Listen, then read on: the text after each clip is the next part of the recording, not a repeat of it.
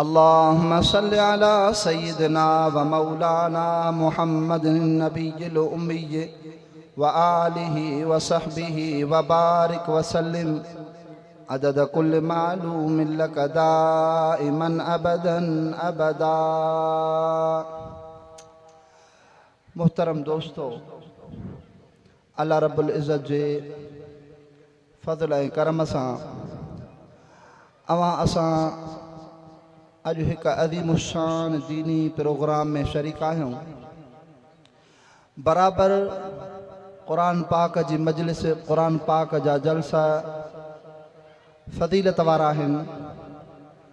लेकिन किथे किथे थोरो निस्बतुनि जे करे महफ़िलियूं शान में बुलंद थी वेंदियूं आहिनि.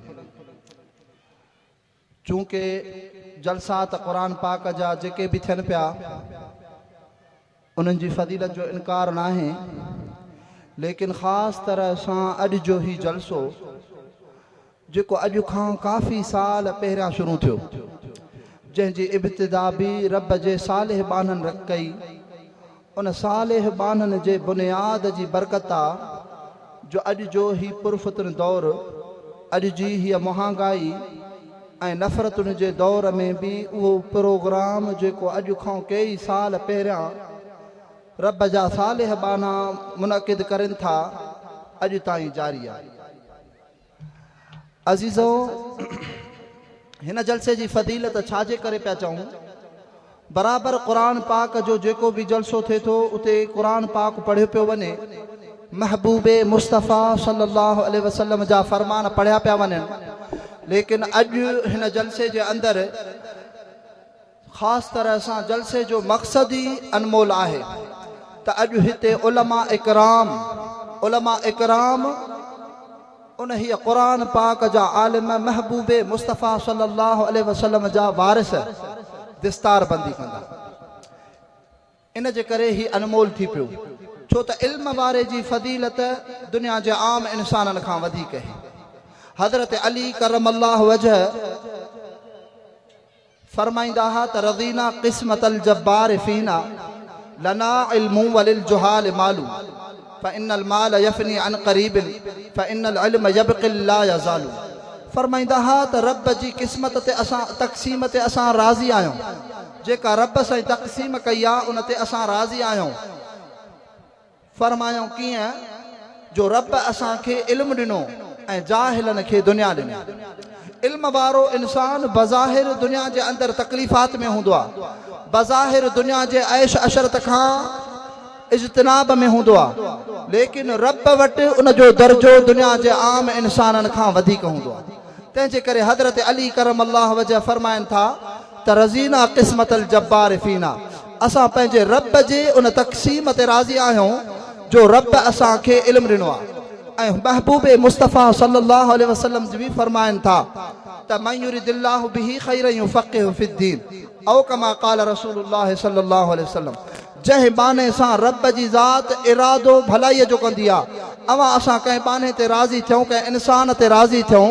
त असां पंहिंजे उन दुनिया जे एज़ाज़ात इनामात सां उनखे नवाज़ींदासीं, लेकिन रब कंहिं बाने ते राज़ी थींदो आहे त रब उनखे दीन जी सम्झ ॾींदो आहे, दीन जी सम्झ ॾींदो आहे. त हज़रत अली बि फरमाइनि था त असां रब जी तक़सीम ते राज़ी हूं जो रब असांखे दीन जी सम्झ ॾिनी आहे. पोइ फरमाइनि था फ़इन्नल माल यफ़नी अन क़रीबिन, जेको इंसान दुनिया जी मोहबत में अची दीन खां परे पियो भॼे, दीनी उलूम खां परे पियो भॼे, इहो इंसान आरज़ी दुनिया जे धोखे में आहे. इहो इंसान आरज़ी दुनिया जे धोखे में आहे. जीअं दुनिया आरज़ी आहे, दुनिया जो हुस्न आरज़ी आहे, दुनिया जो ज़ेबो ज़ीनत आरज़ी आहे, ईअं दुनिया जे अंदरि जेको पैसो ऐं माल आहे उहो बि आरज़ी आहे. तंहिंजे करे हज़रत अली करमल्लाहु वजह फरमाइनि था फ़इन्नल माल यफ़नी अन क़रीबिन, ही माल त तक़रीबन जल्दी ख़तमु थियण वारो आहे, माल त जल्दी ख़तमु थी वेंदो. फ़इन्नल इल्म यबक़िल ला यज़ालू, इल्म अहिड़ी रब जी नेमत आहे जेका इंसान सां हमेशह हूंदी, जेका इंसान सां हमेशह हूंदी. याने दुनिया जे जहान में बि इल्म जे करे इज़त मिलंदी, आख़िरत जे जहान में बि इल्म जे करे इज़त मिलंदी. बराबरि दुनिया जी तइलीम, दुनिया जा हुनुर उहे बि अॼु जे माहौल जे लाइ ज़रूरी आहिनि, लेकिन क़ुरान पाक जो इल्मु, हदीस पाक जो इल्मु अहिड़ो इल्मु आहे जंहिंजो मुक़ाबिल कॾहिं बि नथो अची सघे ऐं जंहिं इंसान क़ुरान पाक ऐं हदीस पाक सां तालुक़ रखियो इल्म क़ुरान ऐं हदीस सां पंहिंजे ज़ीने खे मुज़यन कयईं इन इंसान जो शरफ़ एतिरो थो थिए जो दुनिया जा जेके डिग्री याफ़्ता इंसान हूंदा आहिनि जेके वॾनि वॾनि उहिदनि ते हूंदा आहिनि हुकूमत वक़्तु उनखे 60 साल खां पोइ रिटायर करे सादो करे कम अकुल करे नाकारा करे छॾींदी आहे लेकिन जंहिं इंसान जे सीने जे अंदरि क़ुरान ऐं दीन आहे महबूब मुस्तफ़ा जो फरमान आहे इहो इंसान पोड़ो पियो थिए इन इंसान जो शान जवानीअ खां वधीक पोड़प में पियो थिए छो त हिन जो ताल्लुक़ इल्म सां ताल्लुक़ क़ुरान पाक सां आहे त अज़ीज़ो अॼु जो जलसो इन जे करे शरफ़ वारो आहे जो अॼु जे जलसे में उलमा इकराम जी दिस्तार उहे आलिम सगोरा जिन हदीस मुस्तफ़ा पढ़ी महबूब मुस्तफ़ा जो फरमान असातिज़ा जे साम्हूं गोॾा खोड़े करे अख़लाक़ ऐं अदब सां लफ़्ज़ लफ़्ज़ खे पढ़ियूं हाणे बराबरि इन्हनि आलिमनि जो शरफ़ थियो लेकिन इते हीअं चवण बि मुनासिब रहंदो त जेके असां सादड़ा मुस्लमान बज़ाहिर पंहिंजे बचे खे तइलीम न ॾेई सघियासीं बज़ाहिर उन्हनि दीनी मदारस में अची तइलीम न वठी सघियासीं लेकिन इन मुस्लमान बचे जेको क़ुरान जी तइलीम पढ़े पियो जेको हदीस जी तइलीम पढ़े पियो उन बच्चे जे मथां पंहिंजो माल क़ुर्बान कयोसीं बल्कि एसि ताईं बि आलिम सगोरा फरमाइनि पिया कंहिं जॻह ते क़ुरान जी मजलिस हले पई इंसान अदब एहतराम सां उतां किरास करे पियो अजर जो मुस्तहिक थींदो लेकिन कंहिं जॻह ते क़ुरान जी मजलिस हले पई सिर्फ़ु थधी नज़र सां ॾिसे पियो यार केॾा भला इंसान वेठा आहिनि जो रब जो क़ुरान पढ़नि ऐं ॿुधनि था सिर्फ़ु एतिरी थधी निगाह कंहिं उन ताईं बि अजुर पहुचंदो हू इंसान जेको हिननि जी ख़िदमत करे थो जेको पंहिंजो माल मतां क़ुरान वारनि जे मथां सरफ़ पियो करे इहो इंसान वधीक शरफ़ जो मुस्तहिक आहे लेकिन उहो इंसान बि हिन नेमत सां मालामाल पियो थी वञे जेको क़ुरान वारनि खे ॾिसी करे पंहिंजो अखियूं पियो थदियूं तंहिंजे करे अज़ीज़ो क़ुरान पाक वॾी नेमत दीन इस्लाम वॾी नेमत दीनी मदरसा वॾी नेमत उलमा इकराम वॾी नेमत हुज़ूर अनवर सल्लल्लाहु अलैहि वसल्लम जन फरमाइनि था या त माण्हू आलिम थिए आलिम नथो थिए त पोइ सिखण जी कोशिशि करे जे सिखण जी कोशिशि बि नथो करे त कम अज़ कम कंहिं आलिम सगोरे जूं ॻाल्हियूं ॿुधे सोहबते सालेह तुरा सालेह कुनत सोहबते ताले तुरा ताले कुनत नेक सालेह इंसान जी सोहबत इंसान खे चङो कंदी बुरे इंसान जी सोहबत इंसान खे बुरो कंदी ॿिया इंसान बुरी कचहरी बुरी सोहबत में आहिनि फरमायूं त मिसाल ॿिन्हिनि जा अजीब आहिनि जंहिं इंसान जी तालुक़ बुरी कचहरीअ सां आहे बुरी संगत सां आहे हाणे इन ते असरु इन जो थींदो पाण सल्लल्लाहु अलैहि वसल्लम मिसाल ॾेई फरमायूं त कंहिं इंसान जो तालुक़ उन लोहर सां हुजे जेको लोह खे ठपींदो आहे उन जे दुकान ते केरु वञे पोइ लोह ठपण जे करे कॾहिं कॾहिं चिणग उथंदी आहे कातीअ खे ठपींदो ॾाटरे खे ठपींदो त का चिणग उथंदी पोइ जेको इंसान लोहर जी भिक सां हूंदो त उन ते बाहि जी चिणग पहुचंदी जेकॾहिं चिणग न पहुतसि त उन लोहर सां यारीअ जे करे बाहि जी तपश ज़रूरु पहुचंदी ईअं ई महबूब मुस्तफ़ा फरमाइनि था इंसान बुरी कचहरीअ में वेंदो बुरी कचहरीअ जे करे हिन इंसान जे जिस्म ऐं वजूद ते असरु ज़रूरु वरी फरमायूं त मसल जलीस सालिह